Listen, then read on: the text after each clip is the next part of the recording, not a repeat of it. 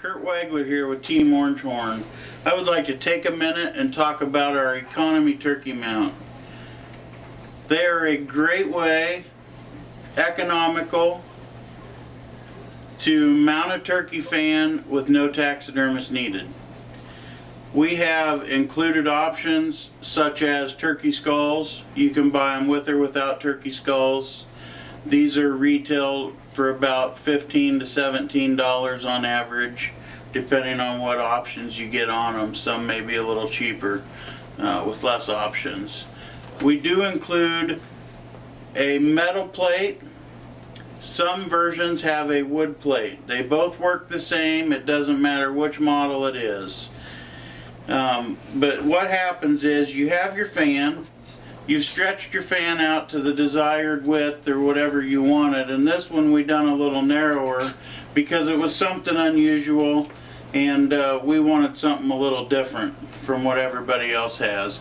Plus it was made to fit in a gun cabinet where we put our taxidermy mounts a lot of times in display cases and do things like that for the public. So this one, again, we did a little narrower. We didn't stretch it out as much when we dried it. And basically a little tip on drying is you want to use salt or borax, and you want to pin them to a board with the fan open, and you want to salt or borax that and let it sit for probably about 8 to 12 weeks.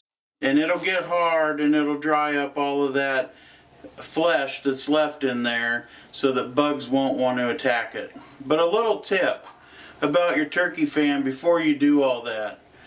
And I learned this when I was a kid, and I've done it with all of mine since I've started preserving animals and such and making mounts. But you want to take Dawn dish soap. You want to go to a tub and you want to scrub with the feathers, and you want to gently wash it off. You would be surprised how much dirt comes out of one of these fans.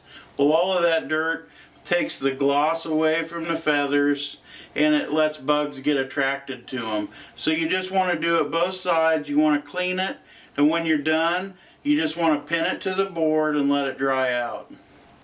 You will be amazed at how much shinier everything is, and it won't attract dust in a house like it does without, because they're kind of sticky from all the dirt. And this will clean them to a point where, you know, you can take Windex is my favorite for like a deer mount on a rag. You spray some Windex on it and you can wipe it with the grain of the feathers and it'll clean it, and that's how you would dust the animals or the feathers. So again, that same Windex rag will not hurt the finish on these economy plaques or our high-end plaques for that matter. And I have this one assembled. One screw in the back puts the skull on if you have that feature. 2 screws assemble the plate. The plate is always keyholed, whether it's wood or metal, and that will hang on 1 screw on a wall. You can see there's a gap in here. The one thing you have to do is trim your fan, the section of meat, with a grinder or a sander, or like some tin snips or something you can get in there, maybe some heavy shear scissors. But you want to get it a little thicker than what the width is in here. So when you put it on, you have to pry that back just a little bit and push it in. Okay? Now also, there is an option if you want to use it. There's a thin layer of material right here, but when it's apart, you can see there's a pocket inside here for the beard. And if you want to hang the beard on yours and want that look, you can just push that little plate out right there and stick your beard in there when you clamp them together, when you screw it together. That's when you'd put your beard in. But we didn't want a beard on this one, and this was the look we were going for.